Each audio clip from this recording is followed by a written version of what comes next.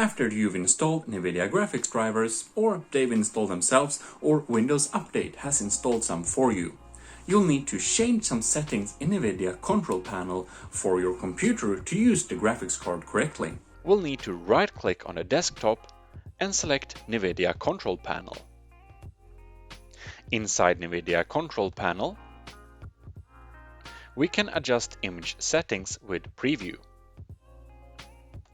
I want to get more performance than quality, so I will set it there and click Apply.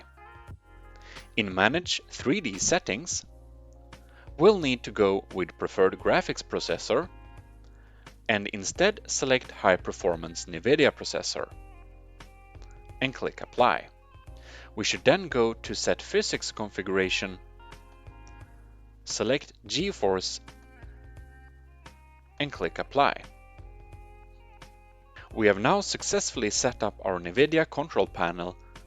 In any case, thanks a lot for watching. I'll see you next time. This is your host, Jim Edison, signing out.